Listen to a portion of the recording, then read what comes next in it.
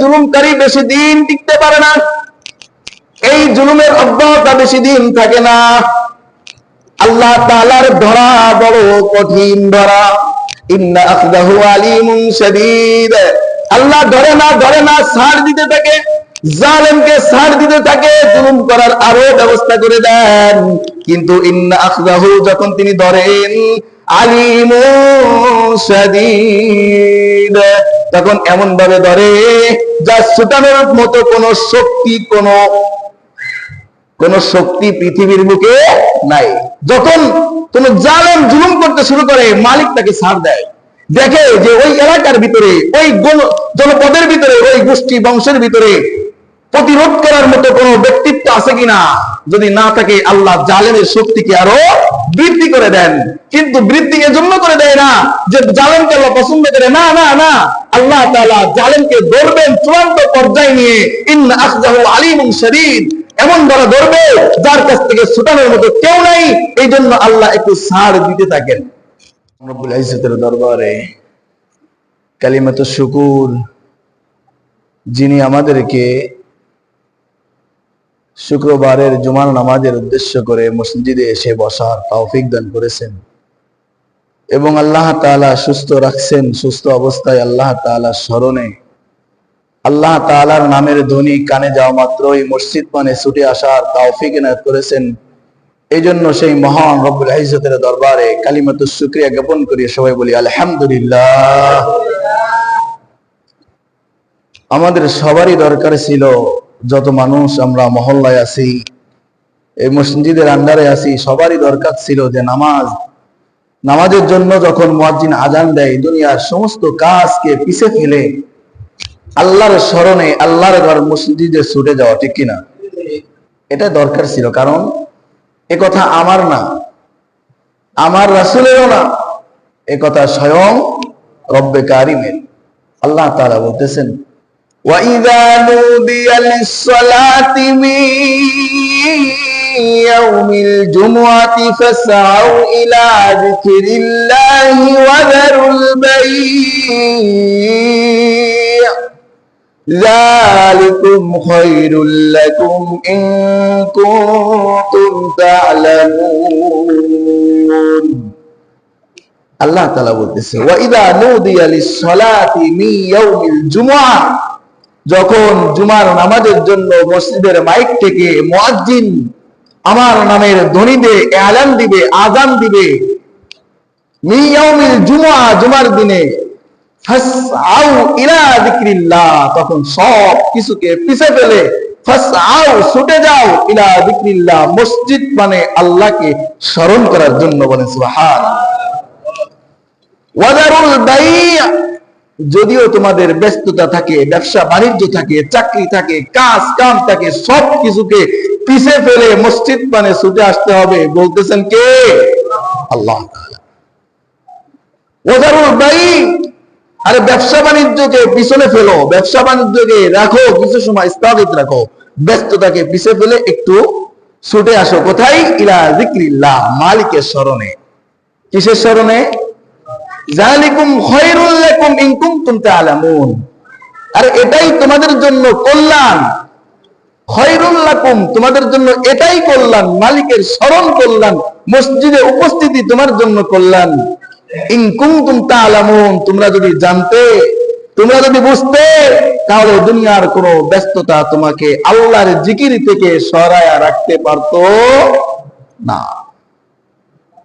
কিন্তু দুর্ভাগ্যবশত আমরা সব জানি, সব বুঝি, এরপরেও আসতে চাই না, আসি না, ঠিক কিনা বলেন? কারণ কি জানেন? এই যে আমরা সবাই বুঝি যে জান্নাত জাহান্নাম আছে, বুঝি না? আল্লাহ সর্বময় ক্ষমতার মালিক, বুঝি না? আমরা সবাই বুঝি। আল্লাহ তাআলা চাইলে এই আমার সুস্থতাকে এখনই কেড়ে নিয়ে অসুস্থ বানায়া বেড়ে বিছানায় শোয়াও রাখতে পারেন, এটাও বুঝি, বুঝি না? আমরা বুঝি। এতটা সত্ত্বেও দোস্ত, আব্বাজান, এতটা সত্ত্বেও কেন মসজিদে আসি না, আসতে মনে চায় না? জানেন কেন? কয়েকটা কারণ আছে। এর ভিতরে একটা মূল কারণের ভিতরে একটা কারণ হচ্ছে আমরা আখিরাতকে বিশ্বাস করি, আমল করি না, ঠিক না? আখিরাত বিশ্বাস করি, প্রস্তুতি গ্রহণ করি না।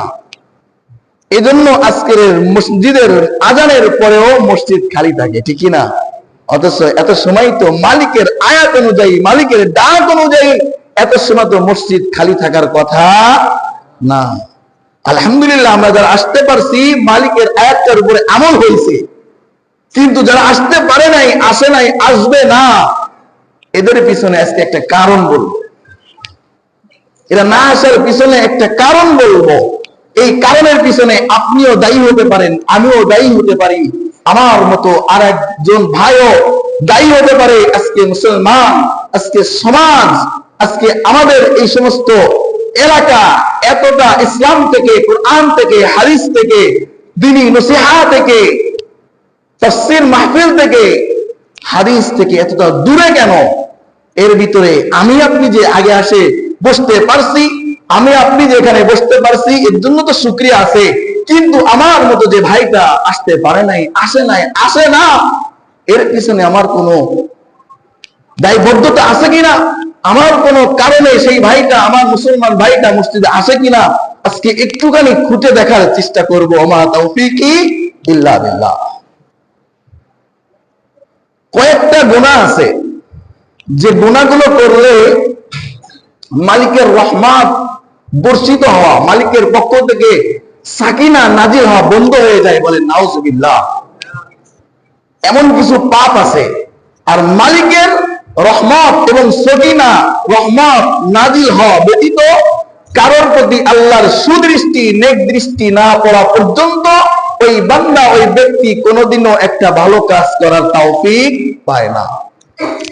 অর্থাৎ যে ব্যক্তি ভালো কাজ করার তৌফিক পায়, মনে করবেন ওই ব্যক্তির দিকে আল্লাহর নেক নজর, আল্লাহর নেক দৃষ্টি, আল্লাহর পক্ষ থেকে সাকিনা রহমত নাজিল হয়েছে, আল্লাহ বান্দার মঙ্গল চাইছে, এই কারণেই বান্দা ভালো কাজ করার তৌফিক পাইছে। এমন কিছু গুনাহ আছে দোস্ত, যে গুনাহ করার কারণে মালিকের পক্ষ থেকে রহমত, সাকিনা বর্ষিত হওয়া বন্ধ হয়ে যায়। এমন কিছু পাপ আছে, এমন কিছু অন্যায় আছে, অবিচার আছে, যেগুলো সমাজের ভিতরে ছড়ায় পড়লে আল্লাহর পক্ষ থেকে রহমত আসা বন্ধ হয়ে যায়। ওই পাপে শুধু পাপী একাই ভোগান্তি হয় না, পাপী একাই ভোগে না, বরং ওই পাপে শামিল হওয়ার কারণে সমাজের প্রতিটা মানুষের পক্ষ থেকে, প্রতিটা মানুষের পক্ষে আল্লাহর পক্ষ থেকে সাকিনা বন্ধ হয়ে যায়, রহমত বন্ধ হয়ে যায়। এ কারণেই মানুষ দিন থেকে দূরে চলে যায়, বলেন নাউজুবিল্লাহ। এমন কিছু পাপ আছে, এমন কিছু গুনাহ আছে, এমন কিছু নাফরমানি আছে, যেগুলো করলে আল্লাহ, আল্লাহর পক্ষ থেকে ওই সমাজের প্রতি, ওই এলাকার প্রতি, ওই গোটা কওমের প্রতি আল্লাহ রহমত বন্ধ করে দেয়। এই জন্য মানুষের অন্তরে যখন আল্লাহর পক্ষ থেকে রহমত না আসে, মানুষের পক্ষ থেকে, মানুষের উপর যখন আল্লাহর পক্ষ থেকে সাকিনা নাজিল না হয়, তখন ওই মানুষটা ভালো কাজে অগ্রসর হইতে পারে না। এর ভিতরে সর্বপ্রথম যে কারণটা, যে গুনাহটা, যে নাফরমানিটা, এটা হচ্ছে জুলুম। এটা কি? যদি কোনো সমাজে, কোনো ব্যক্তির মাধ্যমে, বা কোনো গোষ্ঠীর মাধ্যমে, বা কোনো জনপদের মাধ্যমে, বা কোনো বংশের মাধ্যমে যদি জুলুম ছড়ায়া পড়ে, ওই জুলুমের প্রতিরোধক যদি কেউ না থাকে, প্রতিরোধ করার মতো কোনো উদ্যোক্তা, কোনো দল বা কোনো ফেরকা, কোনো ফরিক না থাকে, আল্লাহ তাআলা ওই জুলুমকারীকে আরো শক্তি বাড়ায় দেয়, ওই এলাকার প্রতি রহমত আল্লাহ নাজিল করা বন্ধ করে দেয়, বলে নাউজুবিল্লাহ। তাহলে আল্লাহর পক্ষ থেকে সাকিনা বন্ধ হয়ে যাওয়ার সর্বপ্রথম কারণ কি? জুলুম। বলেন, সবাই বলেন, কি কারণ? জুলুম। যদি কখনো কোনো এলাকায়, কোনো মহল্লায়, কোনো জনগোষ্ঠীতে, জনপদে জুলুম বিস্তার লাভ করে, ওই এলাকার প্রতি আল্লাহ তাআলার রহমত, সাকিনা কি হয়ে যায়? বন্ধ হয়ে যায়।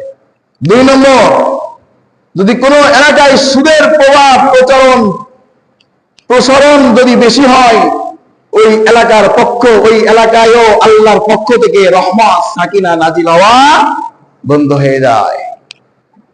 3 নম্বর, যদি কোনো এলাকায় নিশাখোরের সংখ্যা তুলনামূলক বেশি হতে থাকে, ওই এলাকার পক্ষ, ওই এলাকার উপরেও মালিকের পক্ষ থেকে কি বন্ধ হয়ে যায়? রহমত নাজিল হওয়া বন্ধ হয়ে যায়।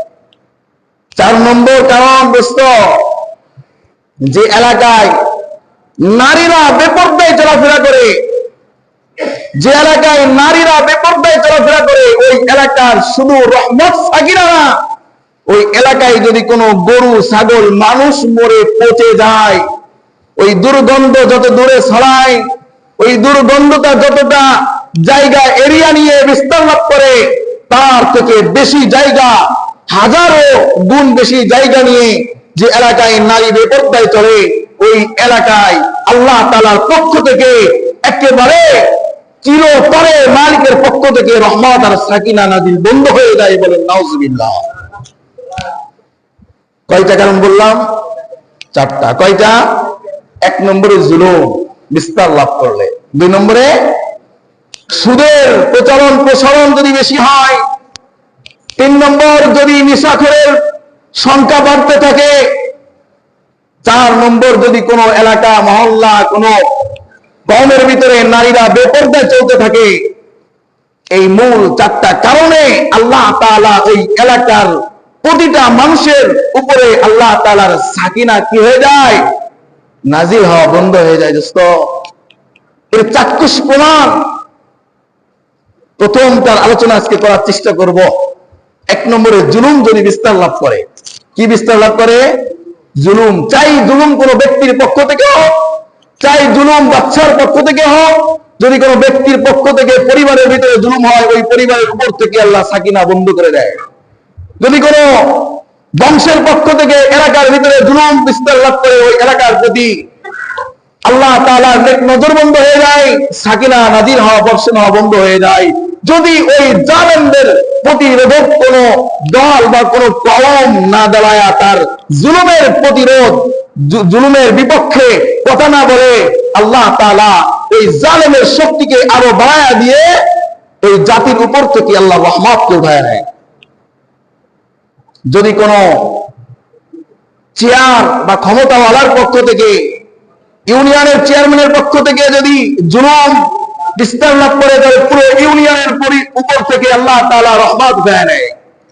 যদি কোন বাদশার পক্ষ থেকে যদি কোন রাষ্ট্রপ্রধানের পক্ষ থেকে এভাবে রাষ্ট্রের প্রজাদের উপর জুলুম বিস্তার লাভ করে, আর ওই বাদশার বিরুদ্ধে যদি কোন সাহসী মুজাহিদ মুসলমান যদি কথা না বলে, তাহলে ওই রাষ্ট্রের উপর থেকে আল্লাহ তাআলা রহমত উঠায় নেয়। বলেন নাউজুবিল্লাহ মিন যালিক। সাহাবায়ে কেরাম জুলুমকে কত ভয় করতেন দোস্ত? আল্লাহ তাআলা কোরআনের ভিতরে ঘোষণা করে, وَكَذَلِكَ أَخْذُ رَبِّكَ إِذَا أَخَذَ الْقُرَى وَهِيَ ظَالِمَةٌ إِنَّ أَخْذَهُ عَلِيمٌ شَدِيدٌ। আল্লাহ তাআলা যখন কোন জালেম জুলুম করে, আল্লাহ তাআলা জুলুমকারীকে ছাড় দিতে থাকেন, জুলুমকারীর শক্তিকে বৃদ্ধি করতে থাকেন। ইন্না আখযাহু আলীমুন শাদীদ। কিন্তু না না, শুনে রাখো, এই জুলুমকারী বেশি দিন টিকতে পারে না, এই জুলুমের অব্যাহতি বেশি দিন থাকে না। আল্লাহ তাআলার ধরা বড় কঠিন ধরা। ইন্না আখযাহু আলীমুন শাদীদ। আল্লাহ ধরে না ছাড় দিতে থাকে, জালেমকে ছাড় দিতে থাকে, জুলুম করার আরো ব্যবস্থা করে দেন। কিন্তু ইন্না আখযাহু, যখন তিনি ধরেন, আলীমুন শাদীদ, তখন এমন ভাবে ধরে যা ছুটানোর মতো কোন শক্তি পৃথিবীর বুকে নাই। যখন কোন জালেম জুলুম করতে শুরু করে, মালিক তাকে ছাড় দেয়। দেখে যে ওই এলাকার ভিতরে, ওই জনপদের ভিতরে, ওই গোষ্ঠী বংশের ভিতরে প্রতিরোধ করার মতো কোন ব্যক্তিত্ব আছে কিনা। যদি না থাকে, আল্লাহ জালেমের শক্তিকে আরো বৃদ্ধি করে দেন। কিন্তু বৃদ্ধি এজন্য করে দেয় না যে জালেমকে আল্লাহ পছন্দ করে, না না না, আল্লাহ তাআলা জালেমকে ধরবেন চূড়ান্ত পর্যায়ে নিয়ে। ইন্না আখযাহু আলীমুন শাদীদ, এমন ধরা ধরবে যার কাছ থেকে ছুটানোর মতো কেউ নাই। এই জন্য আল্লাহ একটু ছাড় দিতে থাকেন। কি দিতে থাকেন? ছাড় দিতে থাকেন। আবু বকর রাদিয়াল্লাহু তাআলা একদিন এক গোলামকে বলতেছে, গোলাম, আমি তোমার প্রতি জুলুম করেছি রে গোলাম, আমি তোমার কান মলে দিয়েছি। একটা গোলাম একটু অন্যায় করছে। কার গোলাম? আবু বকরের গোলাম। আবু বকর রাদিয়াল্লাহু তাআলা আনহু এমন একজন ব্যক্তিত্ব, এমন একজন মানুষ দোস্ত, আল্লাহ রাসূল সাল্লাল্লাহু আলাইহি সাল্লাম বলেন, নবীদের পরে মানুষ জামানায়, মানুষ জগতে নবীদের পরে যার মর্যাদা, সর্বপ্রথম যে ব্যক্তিত্ব, এই ব্যক্তির নাম আবু বকর। নবীদের পরে সর্বপ্রথম যে মানুষটার তক্কা, মর্যাদা, এই ব্যক্তির নাম আবু বকর। আবু বকর একদিন গোলামকে বলতেছে, গোলাম, তোর প্রতি আমি অবিচার করছি, জুলুম করছি, আমার এই কানটা তুই একটু মলে দে না। আমি না তোকে একদিন কান মলে দিছিলাম, এই কান মলে দিয়ে তোকে তো জুলুম করছি, তোর উপর জুলুম করছি। গোলাম ডাকবে বলে, কেন, কিভাবে জুলুম করলেন? বলে, তোকে তো আমি কানটা না মলে দিয়ে আমি তো মুখে বলতে পারতাম, কিন্তু আমি আবু বকর মুখে ভালোভাবে না বুঝায়া তোর কানটা মলে দিছি তোর অপরাধের জন্য। এই জন্য আমার কাছে মনে হইতেছে আমি তোর প্রতি জুলুম করছি। দে না, দে দে, আমি আবু বকরের কানটা মলে দে, না হয় কাল কিয়ামতের ময়দানে মালিক যদি আমার কাছে জিজ্ঞেস করে, ওই গোলামকে না বুঝায়া তুই কান মলে দিছিলি কেন, আমি আবু বকরের কাছে খোদার কসম কোনো জবাব নাই। আবু বকরের মতো মানুষ বলতেছে, যদি না বুঝায়া তুমি কানটা মনে দিলে কেন, তুমি ভালোভাবে বুঝাইতা, তোমার গোলাম তোমার কাছ থেকে বুঝে নিত, জিনিসটা থেকে সংশোধন হওয়ার সুযোগ দিতা, কিন্তু তুমি নিজে হাতে বিচার হাতে তুলে নিলে কেন? এই কথা বলে যদি আমি আবু বকরের কাছে কৈফিয়ত চাই, শুনে রাখলে গোলাম, আমি আবু বকরের কাছে কোনো কৈফিয়ত নাই। পাশ থেকে ওমর ধমক দিয়ে বলতেছে, এই গোলাম, আবু বকর কে তুমি জানো? তাড়াতাড়ি বলো যে না না না, আমি আপনার কান বলে দিয়ে প্রতিশোধ নিব না, আমি অন্তরে থেকে, মন থেকে ক্ষমা করে দিয়েছি। সুবহানাল্লাহ। গোলাম ডাক দিয়ে বলে, আমিরুল মুমিনিন, ইয়া আমিরুল মুমিনিন, আমি আমার অন্তর থেকে আপনাকে মাফ করে দিয়েছি, আমার মনে কোনো কষ্ট নাই, আমি কষ্ট পাই নাই। আপনার এই শাসন দ্বারা আমি শিক্ষা গ্রহণ করে আমার ভুল থেকে সংশোধন হওয়ার চেষ্টা করতেছি। বলে সুবহানাল্লাহ। কতটুকু জুলুম করছে দোস্ত! অন্যায়ের বিপক্ষে আবু বকর তার কানটা ধরে একটু মলে দিছে। এটাই আবু বকরের কাছে মনে হয়েছে, আমি তো বুঝাইলেও পারতাম, ঠিক কিনা? আমি তো বুঝাইলেও পারতাম, আমি তার কান ধরলাম কেন? এটা অবিচার হয়ে গেছে, তার প্রতি জুলুম হয়ে গেছে। ইমাম বাইহাকি রাহমাতুল্লাহ আলাইহি বাইহাকি শরীফের ভিতরে একটা ঘটনা আছে দোস্ত, ভালো করে বুঝেন দোস্ত। বাইহাকি শরীফের ভিতরে ইবনে আব্বাস রাদিয়াল্লাহু তাআলা আনহু থেকে একটা বর্ণনা আনছেন শুআবুল ঈমানের ভিতরে।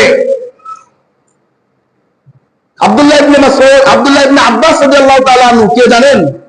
এই আব্দুল্লাহ ইবনে আব্বাস বলেন, এই আব্দুল্লাহ ইবনে আব্বাস কে জানেন? যে রাসূল সাল্লাল্লাহু আলাইহি সাল্লাম মরে যাওয়ার সময় যে সাহাবীর বয়স ছিল মাত্র 13 বছর। কয় বছর? আব্দুল্লাহ ইবনে আব্বাস রাদিয়াল্লাহু তাআলা আনহুর বয়স ছিল মাত্র 13 বছর রাসূল যখন ইন্তেকাল করেন। এই আব্দুল্লাহ ইবনে আব্বাসের বয়স যখন 9 বছর, তখন আব্বাস রাদিয়াল্লাহু তাআলা আনহু বলতেছে, এই আব্দুল্লাহ, তুমি রাত্রে বিছানায় ঘুমাও, তুমি এতটা নিশ্চিন্তে পরে পার পেয়ে যাবা। বয়স কত? অথচ বয়স কত?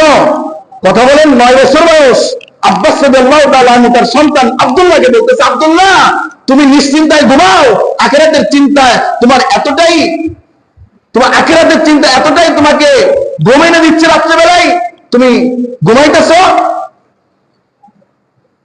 যাও যাও, ঘুম থেকে উঠে যাও, নবীর ঘর, নবী ঘুমাইতেছে, নবীর ঘর পাহারা দাও, আর না হয় দেখো নবী ইবাদত করতেছে, নবীর খিদমতে চলে যাও। বলে সুবহানাল্লাহ। আমাদের ছেলেমেয়েরা তো ইউনিভার্সিটিতে পড়ে, কলেজে পড়ে, একটা অন্যায় করছে, এমন অন্যায় মার্জনীয় নয়, সালিশ বিচার বসছে, বাবা এসে সন্তানের পক্ষে সাপোর্ট গায় আর বলে, ছোট সন্তান, ছোট ছেলেমেয়ে বোঝে নাই, এই লেখাপড়া করে এখন স্টুডেন্ট এ বোঝে নেই, অথচ আজকে থেকে যদি 4 বছর আগে বিয়ে দিতেন তো প্রতি বছর একটা করে বাচ্চা হইতো। এখন আপনার ছেলে ছোট অসুস্থ, আর ইবনে আব্বাস রাদিয়াল্লাহু তাআলা আনহু তার ছেলে আব্দুল্লাহকে 9 বছর বয়সে বলতেছে, তুমি আখিরাতের চিন্তা নিয়ে মাথায় কিভাবে ঘুরাও? যাও রাসূলের দরবারে, যাও রাসূলের খেদমতে নিজেকে সফল করে দাও। আহা, এটা হচ্ছে আব্দুল্লাহ ইবনে আব্বাস। আব্দুল্লাহ ইবনে আব্বাস 9 বছর বয়সে চলে গেছে রাসূলের খেদমতে রাতের অন্ধকারে। দেখে রাসূল ঘুমাইতেছে, আব্দুল্লাহ ইবনে আব্বাস ঘুমায় না দোস্ত রাসূলের দরজায় দাঁড়ায় আছে, এক লোটা পানি প্রস্তুত করে নিয়ে দাঁড়ায় আছে। রাসূল সাল্লাল্লাহু আলাইহি ওয়াসাল্লাম কিছু সংখ্যক ঘুমাইছেন, ঘুমায় উঠছেন। কিসের জন্য উঠছেন? দোস্ত রাতের অন্ধকারে কি জন্য ওঠে জানেন না আপনারা? এটা মুসলমানের সিফাত হইতে পারেন না। রাতের অন্ধকারে কারা মসজিদে আসে, কি জন্য আসে, কি জন্য ডাকতে হয়? আমাদের তো বেলা 8টা 10টায় সকাল হয়, ঠিক কি না বলেন? বেলা 8টা 10টায় আমাদের সকাল হয় না। এটা মুসলমানের সিফাত না দোস্ত, এটা মুসলমানের সিফাত হতে পারে না। আজানের পরে যে ঘুমায় থাকে, আল্লাহ রাসূল বলে বাইনাল কাফিরি ওয়াল মুমিনি আল ফারকু আন্না আস-সালাহ, মুমিন আর কাফেরের ভিতরে একমাত্র পার্থক্য নামাজ। যে নামাজ ছেড়ে দিল এই ব্যক্তি কাফের, যে নামাজ পড়লো এই ব্যক্তি মুসলমান। তো তুমি ফজরের সময় আজান শুনে ঘুমায় থাকো, কিভাবে মুসলমান দাবি করো? আব্দুল্লাহ ইবনে আব্বাস রাদিয়াল্লাহু তাআলা আনহু এক লোটা পানি নিয়ে রাসূলের দরবারে বসে আছে। রাসূল মাঝরাতে ঘুম থেকে উঠছে, উঠে দেখে যে আব্দুল্লাহ ইবনে আব্বাস ছোট বাচ্চা 9 বছর বয়স দাঁড়ায় আছে। রাসূল পানিতে ওযু করলেন, ওযু করে বলল, এত সুন্দর পানির ব্যবস্থা আমার কে করে দিল? আব্দুল্লাহ ইবনে আব্বাস বলে, আল্লাহ আব্বাইকে ইয়া রাসূলুল্লাহ, ইয়া রাসূলুল্লাহ আমি আপনার ওযুর পানির ব্যবস্থা করে দিয়েছি। আল্লাহ রাসূল ডাকতে বলে, আয় আয় আব্দুল্লাহ, আমার বুকে আয়। ওই মঞ্চতে কেউ দেখে না দোস্ত, কেউ দেখে না। রাসূল আব্দুল্লাহকে বুকের সাথে জড়ায় নিয়ে আল্লাহর কাছে দোয়া করতেছে, আল্লাহুম্মা ফাক্কিহু ফিদ্দীন, আয় আল্লাহ তুমি আব্দুল্লাহকে দ্বীনের জন্য কবুল করো। বলে সুবহানাল্লাহ। আয় আল্লাহ, আল্লাহুম্মা ফাক্কিহু ফিদ্দীন ওয়া আল্লিমহুল কিতাবা ওয়াল হিকমাহ, আয় আল্লাহ তুমি এই আব্দুল্লাহকে দ্বীনের জন্য কবুল করে নাও, তোমার কিতাবের ইলম দান করিয়া দাও, হিকমত দান করিয়া দাও। আল্লাহর দোয়া সঙ্গে সঙ্গে, আল্লাহ রাসূলের দোয়া আল্লাহ তাআলার দরবারে সঙ্গে সঙ্গে মঞ্জুর হয়ে গেছে। বলেন সুবহানাল্লাহ। সাহাবায়ে কেরামদের ভিতরে আল্লাহর রাসূলের পরে আল্লাহ রাসূল যে বুক দিয়ে চাপ দিলেন আব্দুল্লাহ ইবনে আব্বাসকে, 9 বছর বয়স শিশু বাচ্চাকে, আল্লাহ রাসূলের সিনা থেকে কোরআনের ইলমটা কপি হয়ে আব্দুল্লাহর ভিতরে ঢুকে গেছে। সুবহানাল্লাহ বলেন না? পুরো কোরআনটা কপি হয়ে আব্দুল্লাহর ভিতরে ঢুকে গেছে। বয়স কত? 9 বছর। এই আব্দুল্লাহ ইবনে আব্বাস সাহাবায়ে কেরামদের ভিতরে সবথেকে কোরআন বুঝনেওয়ালা, যাকে রাইসুল মুফাসসিরিন বলা হয়, সবথেকে বিজ্ঞ আলেম, কোরআন সম্পর্কে সবথেকে যার বেশি জ্ঞান, এই ব্যক্তির নাম ওই 9 বছরের শিশু আব্দুল্লাহ ইবনে আব্বাস। সুবহানাল্লাহ। এইটা হচ্ছে আব্দুল্লাহ ইবনে আব্বাসের পরিচয়। আরো অনেক আছে দোস্ত। এই আব্দুল্লাহ ইবনে আব্বাস থেকে একটা riwayat আনে ইমামে বাইহাকি রাহমাতুল্লাহ আলাইহি, তার বাইহাকি শরীফের ভিতরে শুআবুল ঈমানের ভিতরে একটা ঘটনাকে উল্লেখ করেছেন। আব্দুল্লাহ ইবনে আব্বাস রাদিয়াল্লাহু তাআলা আনহু বলেন, আমাদের জামানার কিছু পূর্বে একটা জামানা ছিল, যে জামানায় একটা বাদশা ছিল। কি ছিল? একটা বাদশা। দেখবেন অনেক জামানার অনেক রাজা বাচ্চারা ক্ষমতা হাতে পাইলে নিজেদেরকে অনেক বড় হনুমনে করতো, ঠিক কি না বলেন? মানুষের উপরে জুলুম, অত্যাচার, নির্যাতন করা শুরু করতো। তো ওই বাদশা অনেক আল্লাহওয়ালা মানুষ ছিল, আল্লাহওয়ালা মানুষ ছিল। ওই বাদশা পাখি শিকারে যাইতো মাঝে মাঝে। পাখি শিকার করতে অনেক মজা লাগে। একদিন বাদশা পাখি শিকারে বের হয়েছেন, জঙ্গলের ভিতরে পাখি শিকার করতে করতে সন্ধ্যা নেমে আসছে। ঘরে ফেরার কথা আর মনে নাই, খেয়াল নেই, কিন্তু ওই সময় ঘরে ফিরেও আসা সম্ভব না। সে খুঁজতেছে কোথায় আশ্রয় নেওয়া যায়, কোথায় কার বাসায় গিয়ে রাত্রিটা যাপন করা যায়, রাত্রি যাপন করে সকালবেলা আমি আমার গন্তব্যে ফিরে যাব। খুঁজতে খুঁজতে দেখে যে জঙ্গলের পাশে একটা রাখালের বাসা দেখা যায়। এই রাখালের বাসায় গেছে মেহমান হয়ে। রাখাল তো অনেক বড় বেজায় খুশি। রাখাল সারাদিন গাভী চড়াই জঙ্গলে, খেতে খামারে গাভী ছাগল চড়াইয়া বাসায় ফিরে আসে। সন্ধ্যার সময় ফিরে আসছে, গরুগুলা নিয়ে, গাভীগুলা নিয়ে বাসায় ফিরে আসছে। ওই বাচ্চা বলতেছে আমার অনেক ক্ষুধা। বাচ্চা নিজের আত্মগোপন করছে, নিজের পরিচয় গোপন করছে। কারণ এই কারণেই গোপন করছে, যদি শুনে আমি এই রাজ্যের বাদশা, আমি এই রাজ্যের শাসক, তাহলে সে পাগল পারা হয়ে যাবে। কিভাবে আমার খেদমত করবে, কি করবে কি না করবে, আওড়ায় ঝাওড়ায় ফেলবে। এই জন্য নিজের পরিচয় গোপন করে বলছে আমি একজন শিকারী মানুষ, আমি শিকার করতে করতে ক্লান্ত হয়ে পড়েছি, আমার এখন বাসায় পৌঁছানো সম্ভব না। রাখাল তোমার বাসায় রাত্রিটা যাপন করার ব্যবস্থা করে দাও, কিছু খাবারের ব্যবস্থা করে দাও। বাচ্চাকে বসতে দিলেন। গাভী থেকে একটা গাভী নিয়ে এসে বাচ্চার সামনে দুগ্ধ দহন করা শুরু করলেন। বাচ্চা দুধ দহন করা দেখে বাচ্চার চোখ ছানা বড় হয়ে গেছে। দেখে যে একটা গরু থেকে, একটা গাভী থেকে 30টা গরু সমপরিমাণ দুধ দহন করলো। সুবহানাল্লাহ। কি করছে? 30টা গরুতে যে দুধ দেয়, একটা গাভীতে বাচ্চার সামনে ওই রাখালে দুধ দহন করলো। 30টা গাভীর দুধ এক গাভীতেই দিছে। ওখান থেকে বাচ্চাকে কিছু মেহমানদারি করছে, বাচ্চাকে আপ্যায়নের জন্য কিছু দুধ দিছে। বাচ্চা দুধ খেয়ে রাত্রি যাপন করে সকালবেলা চলে গেছে। রাজপ্রসাদে যখন যাইতেছে, মনের ভিতরে একটা জল্পনা কল্পনা শুরু হয়েছে, হাই, আমি এলাকার বাচ্চা হয়ে, আমি এই রাজ্যের শাসক হয়েও আমার এমন একটা গাভী নাই। ওই রাখাল হয়ে এত সুন্দর গাভী কই পাইল? একটা গাভীতে 30টা গাভীর দুধ দেয়। ওই গাভীটা যদি আমার হইতো কতই না ভালো হইতো। আসেনি এমন চিন্তা করার মানুষ আমাদের দুনিয়ায়? ওই জমিনটা আমার পাশের জমিন, কি যে সুন্দর ফসল হয়, আর ওই জমিটার দাম যে কত দাম। কোন কায়দা একটু চলে বলে কলে কৌশলে জাল দলিল করে একটু ঠকায়া, তার লাঠি নাই, ক্ষমতা নাই, চেয়ার নাই, পাওয়ার নাই, এটা মানে কোন পদক্ষেপ নিলেই আমি জয়ী, জমিটা আমার, ক্ষেতটা আমার হয়ে যাবে। আসেনি এমন লোক? এই তো বলেন না কেন? আছে। ওই বাচ্চা এই মনে কল্পনা জল্পনা নিয়ে পরের দিন আবারও পাখি শিকারে আসছে। আবারও বাহানা করে ওই রাখালের বাসায় দ্বিতীয় দিন আবার মেহমান হয়েছে।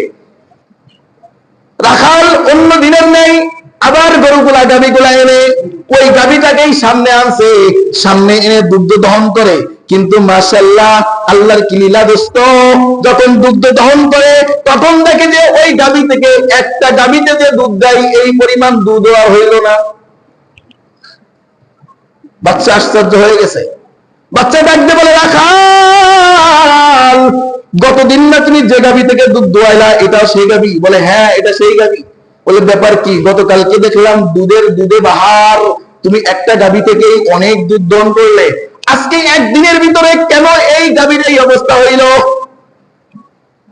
গতকালকেই দহন করলে 30টা গাভীর দুধ, আর আজকেই দহন করলে একটা গাভীরও দুধ দিল না, কারণ কি? দোস্ত, রাখালের জবাব দেখেন। রাখাল তো আল্লাহ ওয়ালা মানুষ। রাখাল বলতেছে, মেহমান ভাইজান, মনে হয় আমার মন যেটা বলতেছে, আমার দেশের বাদশা, আমার দেশের শাসক জুলুম শুরু করছে। আল্লাহু আকবার। কি বলে? আমার গাভীর দুধ আজকে কমে যাওয়ার পিছনে আমার মন সাক্ষ্য দিচ্ছে, আমার রাজ্যের বাদশা জুলুম শুরু করছে। এই জন্য কালকের দিনের মতো, কালকের দিনের নাই, আজকে আমি এই গাভী থেকে দুধ পাই নাই। এই গাভী থেকে কালকের মতো আজকে আর গাভী দুধ দেয় নাই। এটার কারণ আমার মন সাক্ষ্য দিচ্ছে, আমার রাজ্যের বাদশা জুলুম শুরু করছে। বাদশা মনে মনে চিন্তা করতেছে, কয় কি? এ রাখালে কয় কি? আমার মনের খবর কিভাবে জানলো? বাচ্চা তো চিন্তা করছে, গাভীটা যদি আমার হইতো, কোন কায়দায় চলে বলে কলে কৌশলে ওকে নিয়ে চলে আসতে পারতাম, কারণ আমার তো ক্ষমতা আছে, আমার তো পাওয়ার আছে, আমার তো চেয়ার আছে, আমি তো পরিচয় দিলে ও থরথর করে কাঁপবে। ও শুধু গাভী না, ও সহ আমার হয়ে যাবে, ঠিক কিনা? বাচ্চা এই কল্পনা জল্পনা করে গেছে ওই রাখালের বাসায়। কিন্তু যার উপরদস্ত রাখালের জবাব শুনে বাচ্চা আশ্চর্যান্বিত হয়ে গেছে। উনি পরের দিন সকালে আবার চলে আসছে। এসে রাত্রের অন্ধকার আর ঘুম হয় না, সন্ধ্যার পরে আর ঘুম হয় না, কারণ বাচ্চাও একজন আল্লাহ ওয়ালা। কি? বাচ্চাও একজন আল্লাহ ওয়ালা। সন্ধ্যার পরে আর ঘুম হয় না, আর ঘুম হয় না। এশার নামাজ পড়ে মালিকের দরবারে সিজদায় উঠে গেছে, মালিক, আই রব্বে কারীম, আমি তো জুলুম করি নাই, আমি কারোর হক মেরে খাই নাই। কে বলতেছে?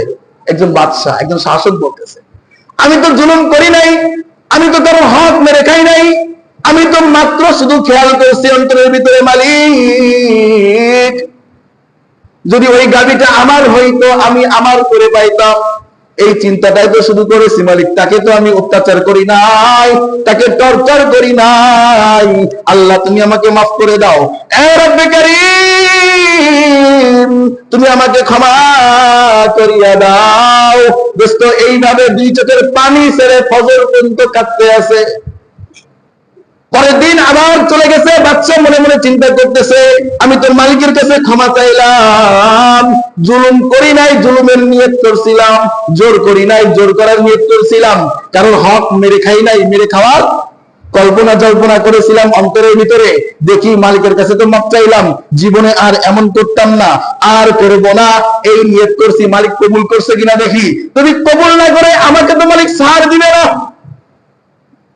দেখার জন্য পরের দিন আবার চলে গেছে জঙ্গলে পাখি শিকারের উদ্দেশ্যে। পাখি শিকার করে ওই রাখালের বাসায় আজকেও মেহমান হয়েছে। মেহমান হয়ে আজকেও 15 দিনের নেই, আজকেও খাবার চাইছে যে আমাকে কিছু দাও, ক্ষুধা লাগছে। তখন ওই রাখাল আবারও ওই গাভীকে নিয়ে আসছে, ওই সেম গাভীটা এনে আবার তার সামনে দুধ দহন করা শুরু করছে। যেই দুধ দহন করা শুরু করছে, ওই প্রথম দিনের ন্যায় 30টা গাভী পরিমাণ আজকে ওই গাভীতে দুধ দিছে। সুবহানাল্লাহ। ওই গাভীতে আজকে 15 দিনের নেই, প্রথম দিনের ন্যায় 30টা গাভীর দুধ দিছে। যখন দুধ দিছে তখন বাচ্চা ডাকতে বলে, রাখাল, এই রাখাল, গতকালকে তুমি এই গাভী থেকে দুধ দোয়াইলা, একটা গাভীর দুধ হইল না, কিন্তু আজকে তুমি দুধ দোয়াইলা, আবার প্রথম দিনের ন্যায় 30টা গাভীর দুধ হইল। কারণ কি? আব্দুল্লাহ ইবনে আব্বাস রাদিয়াল্লাহু তাআলা আনহু বলতেছে, ওই রাখাল জবাব দেয়, মেহমান দোস্ত, আজকে মনে হয় আমার বাচ্চা, আমার রাষ্ট্রের বাচ্চা, আমার এলাকার বাচ্চা, আমার এলাকার শাসক ইনসাফ শুরু করছে। সুবহানাল্লাহ। কি শুরু করছে? ইনসাফ শুরু করছে, ইহসান করতেছে। এই জন্য আল্লাহ আবার ভরপুর বরকত দান করেছে। সুবহানাল্লাহ। বাচ্চা ডাকতে বলো, রাখাল তুমি এটা কিভাবে বুঝো? রাখাল ডাকতে বলে, দোস্ত, কোন এলাকায় যদি কোন জালেম জুলুম শুরু করে, কোন এলাকায়, কোন মহল্লায়, কোন রাষ্ট্রে, কোন দেশে, কোন গোত্রের ভিতরে যদি কোন জালেম জুলুম শুরু করে, ওই এলাকার পক্ষ থেকে, ওই এলাকার উপর থেকে আল্লাহ তাআলার সমস্ত রহমত বর্ষণ বন্ধ করে দেয়। নাউজুবিল্লাহ। ওই এলাকায় আল্লাহ তাআলার রহমত উঠায় নেয়, ওই এলাকার প্রতি আল্লাহ তাআলা গজব নাযিল করে। আমার মন সাক্ষ্য দেয়, প্রথম দিন আমার বাচ্চা ইনসাফের উপরে ছিল, কারোর উপরে জুলুম করতেন না, কারো হক মেরে খাইতেন না, এই জন্য পরিপূর্ণ বরকত আর রহমত আমি গাভী থেকে পাইতাম। কিন্তু পরের দিন যখন আমি দুধ পাই নাই, আমার মন সাক্ষী দেয়, আজকে আমার রাষ্ট্রের প্রধান, আমার দেশ প্রধান, আজকে আমার বিচারক হয়তো কি করছে, কোন মানুষের প্রতি জুলুম শুরু করছে, এই জন্য আল্লাহ রহমত বন্ধ করে দিছে। আবার আজকে যখন দুধ পাইলাম, আমার মন সাক্ষ্য দেয়, বাচ্চা ফিরে আসছে, বাচ্চা ইনসাফ করছে, আর কি করে না, জুলুম করে না, তওবা করছে। এই জন্য মালিকের পক্ষ থেকে আবারও পরিপূর্ণ রহমত আর বরকত নাজিল শুরু করেছে। সুবহানাল্লাহ। আব্দুল্লাহ ইবনে আব্বাস বলে, ওই শাসক দৌড়ায় যা রাখালকে বুকের সাথে চাপড়ে ধরে বলতেছে, ভাইয়া রে, রাখাল, তুই রাখাল হয়ে মালিককে চিনলি, তুই মাকাল হয়ে মালিককে খুঁজে পাইলি, আমি বাচ্চা হয়ে পাইলাম না। তবে শোন, আমি তোর এলাকার বাচ্চা, আমি তোর রাজ্যের শাসক, কিন্তু আমি জুলুম করি নাই। বিশ্বাস কর, তোর প্রথম দিনের গাভীটা দেখে আমার ভিতরে একটু লোভ আসছিল যে এই গাভীটা যদি আমার হইতো কতই না ভালো হইতো। আমি পরের দিন আসছিলাম যে গাভীটা আমার করে নেওয়া যায় কিনা, এই ধান্দাই, কিন্তু আমি প্রকাশ করি নাই। কিন্তু মালিকের লীলা খেলা দেখে আমার চোখ ছাড়া পড়া হয়ে গেছে, আমার ভিতরে ভয় ঢুকে গেছে। আমি জুলুম করি নাই। পরের দিন যে মালিকের কাছে তওবা করে ফিরে আসছি, আর বিশ্বাস কর, আমি তোর রাজ্যের শাসক, আমি জুলুম করি নাই, শুধুমাত্র জুলুমের নিয়ত করছিলাম। এটাই মালিক সচক্ষে আমাকে তার রহমত বন্ধ হয়ে যাওয়ার দৃশ্য দেখায় দিছে। বলেন সুবহানাল্লাহ। শুধু নিয়ত করছিলাম, জুলুম করার কি করছিলাম? আরে ভাই, বানানো কিচ্ছা কাহিনী বলতেছি না। আব্দুল্লাহ ইবনে আব্বাস রাদিয়াল্লাহু তাআলা আনহু থেকে বর্ণিত, কিতাবে বাইহাকির ভিতরে ইমাম বাইহাকি রাহমাতুল্লাহ আলাইহি বলে শুআবুল ঈমানের ভিতরে আব্দুল্লাহ ইবনে আব্বাস বলে যদি কোন এলাকার ভিতরে কোন জালেমের জুলুম বিস্তার লাভ করে, কোন জালেমের জুলুম প্রচার প্রসার হতে থাকে, আর ওই এলাকায় যদি কোনো ব্যক্তি, কোন মানুষ, কোন গোত্র, কোন গোষ্ঠী, কোন জনপদ যদি ওর বিরোধিতা না করে, আল্লাহ তাআলা ওই জালেমের ভিতরে জুলুমের শক্তি আরো বৃদ্ধি করে দিয়ে ওই জালেমকে তো পাকড়াও করেই ওই এলাকার পর থেকে সমস্ত রহমত আর বরকত সাকিনা সব কিছুকে বন্ধ করে দেয়। বলে নাউজুবিল্লাহ। এই জন্যই তো দেখেন না মাহফিলে হুজুররা কয়, মসজিদে হুজুররা কইতেছে, নামাজ নামাজ করে চিল্লাইতেছে, পর্দা পর্দা করে এত সতর্ক করতেছে, জান্নাত জাহান্নামের বিষয়ে কত কথা বলে, তবু অন্তরে ঢোকে না। কেন দোস্ত? আরে খবর নাও না, এই চারটার কোনটা তোমার মহল্লায় বিস্তার লাভ করতেছে, এই চারটা জুলুমের কোন একটা তোমার মহল্লার ভিতরে বিস্তার লাভ করছে, যা বাধা দেওয়ার মতো কেউ নাই। ঠিক কিনা? চিল্লা এখন। হয়তো জুলুম তোমার সমাজে বিস্তার লাভ করছে, না হয়তো সুদের প্রচারণ প্রসারণ তোমার এলাকার ভিতরে বেড়ে গেছে, না হয় তোমার এলাকায় নারীরা বেপরদায় চলে, না হয় তোমার এলাকায় নেশাখোর, গাঁজাখোর, বাবাখোর, ইয়াবাখোর ভরে গেছে। এই জন্য তোমার ভিতরে ইসলামের কথা ঢোকে না। কোরআন খুলে তোমাকে দেখাইলেও তোমার বুঝে আসে না, রাসূলের উদ্ধৃতি দিয়ে হাদিস শোনাইলেও তোমার হাসি, রহস্য, ঠাট্টার বিষয় মনে হয়। কারণ তোমার সমাজে এই চারটার কোনোটা না কোনোটা বিস্তার লাভ করছে। এই জন্য মালিকের পক্ষ থেকে তোমার উপর, তোমার সমাজের উপর, তোমার গোষ্ঠীর উপর, তোমার বংশের উপরে সাকিনা বন্ধ হয়ে গেছে। এই কারণে তোমার ভিতরে ইসলাম ঢোকে না, এই জন্য তোমার ভিতরে হাদিস ঢোকে না, তোমার ভিতরে পরপারের কথা বিশ্বাস করলেও আমল করতে মনে চায় না। ঠিক আছে নি দোস্ত? আব্দুল্লাহ ইবনে আব্বাস বলে জুলুম যদি প্রচার প্রসার হতে থাকে, আল্লাহ তাআলা ওই জালিমকে ছাড় দেন, ছাড় দিতে থাকেন, আর ওই এলাকার মানুষকে পরীক্ষা করতে থাকেন, দেখি এই জালেমের বিরোধিতা করার কেউ আছে কিনা। যদি না থাকে, তা যখন জালিমের উপরে বিপদ আল্লাহ নামায়, তখন শুধু জালেমকে কবর করে না, বরঞ্চ ওই এলাকা, ওই গোত্র ধরেই আল্লাহ দশায় দেয়, ওই এলাকা ধরেই দশায় দেয়। একজন দুইজন না, এরকম জালেমের জুলুমের শিকার জালেম যত জালেম পৃথিবীতে আসছে, প্রত্যেকটা জালেমের আল্লাহ তাআলা বিচার দুনিয়াতেই করছেন। কিসে করছেন? আবু লাহাব আল্লাহ রাসূলের প্রতি জুলুম করছিল না? আল্লাহ রাসূল এভাবে যখন কালিমার দাওয়াত দেয়, আবু লাহাব উঠায় হাত জাগায়া আল্লাহ রাসূলকে বলেছিল, তাব্বাত লাকা ইয়া মুহাম্মদ, তোমার ধ্বংস হে মুহাম্মদ, লিহাদা দাওতানা, এই জন্য সকাল সকাল আমাদেরকে এখানে ডেকে আনছো এই ফালতু কথাগুলো শোনার জন্য, বলার জন্য? কে বলছিল? আবু লাহাব বলছিল। আবু লাহাব রাসূলের সঙ্গে বেয়াদবি করছিল, এই জুলুম করছিল, আল্লাহ রাসূলের প্রতি কত অবিচার। আল্লাহ রাসূল সিজদায় পড়ে থাকলে মাথার উপরে কি দিছিল? উটের গুড়ি আল্লাহ রাসূলের মাথার উপরে দিয়ে আসছিল। আহা, এত জুলুম করছে। কি হয়েছে? প্রতিটা জালেমের বিচার আল্লাহ দুনিয়া থেকে মানুষকে কিছু দেখাই নিয়ে গেছে, এবং আখিরাতে তো অপেক্ষা করতেছে। এই আবু লাহাবের পরিণতি শেষ কি হয়েছিল জানেন? অনেকেই জানেন, কিন্তু শিক্ষা গ্রহণ করার মতো উপদেশ আমাদের কাছে নাই। বদরের যুদ্ধের পরে শোচনীয় পরাজয় যখন কাফেরদের হয়, বদরের ময়দানের পরে 1 সপ্তাহ পরে, 7 দিন পরে আবু লাহাবের গলার ভিতরে কিছু ফুসুরি উঠছিল। কি উঠছিল? আল্লাহ যখন ধরে তখন অল্প কিছুতেই ধরে, বড় কিছু লাগে না, হামান কামান লাগে না, অল্প কিছুতেই ধরে। মানুষের জন্য এটা সতর্কবাণী দোস্ত। আল্লাহ তাআলা বলতেছে, ওয়াকাযালিকা আখযু রাব্বিকা ইযা আখাযাল কুরা ওয়া হিয়া যালিমা। আরে কোন জালেম যদি জুলুম শুরু করে, কোন জনপদ যদি জুলুমের শিকার হয়, যদি তার বিরোধিতা না করা হয়, আমি আল্লাহ ছাড় দিতে থাকি। আর ইন্না আখযাহু আলীমুন শাদীদ, আমি যখন ধরবো আমার ধরা এত কঠিন হবে, প্রত্যেকে নিস্তার হবে না। আবু লাহাবের ঘরের ভিতরে কিছু ফুসুরি হয়েছে। এই ফুসুরি আস্তে আস্তে ফক্স বলি না আমরা, ফক্সের ধারণ, এই সুরত ধারণ করছে। তখন ওই এলাকার মানুষ, ওই জামানার মানুষ বিশ্বাস করতো সোয়াইসের রোগে। কিসের বিশ্বাস করতো? সোয়াইসের ভিতর। কিন্তু ইসলামটা বলে না, লা তিয়ারাতা ফিল ইসলাম। আরে ইসলামের ভিতরে সোয়াইসে বলতে কিছু নাই। কি নাই? ইসলামের ভিতরে সোয়াইসে বলতে কিছু নাই। একজন থেকে আর একজন হয় না, এটা সম্পূর্ণ ভুল ধারণা। আল্লাহ যাকে দেয় তারই হয়। তা আবু লাহাবের ঘাড়ের ভিতরে যখন ফুসুরি হয়েছে, ফুসুরি থেকে ফক্সে পরিণত হয়েছে। আস্তে আস্তে তার গোটা শরীরের ভিতরে ভরে গেছে। তার সন্তান ছিল, একাধিক সন্তান, তার পরিবার বর্গ ছিল, মাল ছিল, ধন সম্পদ ছিল, ক্ষমতা ছিল, সব তার থেকে দূরে চলে যাচ্ছে। বলছে না, একে কাজ করলে আমাদের শরীরও হইতে পারে। কি হইতে পারে? আমাদের শরীরও হইতে পারে। কিন্তু এটা তো বড় বিষয় না। বড় বিষয় আছে আল্লাহ জালেমের বিচার দুনিয়াতে করে মানুষকে সতর্ক করতেছে, কেউ জালেম হও না, জুলুম করো না।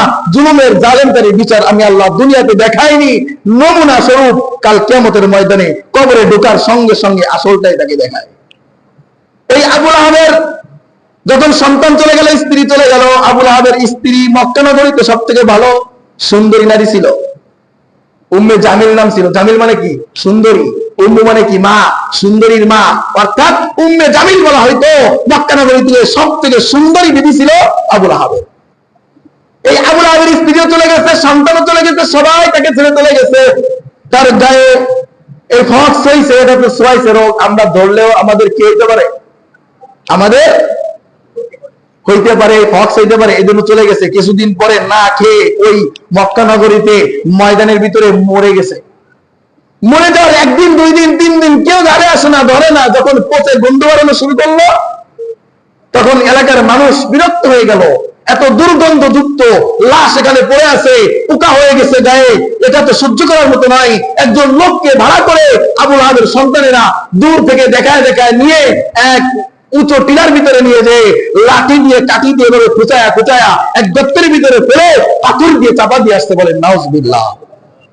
এর এই দৃষ্টান্ত বুঝাইতে অনেক দূরে যাইতে হবে না। আমাদের 2-3 বছর আগে করোনায় গেছে না, কোটি টাকার সম্পদ হয়ে গেছে বাবা। ঢাকা শহরে বিল্ডিং আর কিসের অভাব নেই, বাড়ি গাড়ির অভাব নেই, টাকা পয়সা ক্ষমতার অভাব নাই, কিন্তু বাবা করোনায় মারা গেছে, সন্তানরাও কাছে আসে নাই। তখন মোল্লার মৌলবীকে দরকার হয়েছে, হুজুর আমার বাবা অমুক জায়গায় মরে পড়ে আছে, একটু দয়া করে যদি গোরস্থানে রেখে আসতেন। এই গড়ছে না, এমনটা গড়ছে না দোস্ত? গড়ছে। এই জন্য জালেম হওয়া যাবে না, জুলুম করা যাবে না। আর যদি কেউ জুলুম করে, সবার ইমানি দায়িত্ব তার জালেমের বিপক্ষে কথা বলা। কি বলা? জালেমের বিপক্ষে কথা বলা, হকের কথা বলিষ্ঠ কণ্ঠে বলা। হকের কথা বলতে যদি জীবন যায়, আল্লাহ রাসূল ওয়াদা দিয়েছে তোর জান্নাতের দায়িত্ব আমি রাসূলের। বলেন সুবহানাল্লাহ। এই জন্য জালেম হওয়া যাবে না। জালেম হলে শুধু জালেমকারী একা পস্তাবে না, পুরো এলাকা মহল্লা সমস্ত সবাই এই জুলুমের নির্যাতনের শিকার হয়ে মালিকের তরফ থেকে রহমত থেকে বঞ্চিত হবে। বলেন নাউজুবিল্লাহ। এই জন্য কেউ জুলুম করবো না ইনশাআল্লাহ। কেউ কারোর প্রতি জুলুম করলে বলিষ্ঠ কণ্ঠে তার প্রতিরোধ করার চেষ্টা করব। আল্লাহ তাআলা আমাদেরকে সবাইকে হক কথা বলিষ্ঠ কণ্ঠে সবার সামনে বলার তৌফিক দান করুক, হক পথে থাকার তৌফিক দান করুক। আমিন। ওয়া আখিরু দাওয়ানা আলহামদুলিল্লাহি রাব্বিল আলামিন।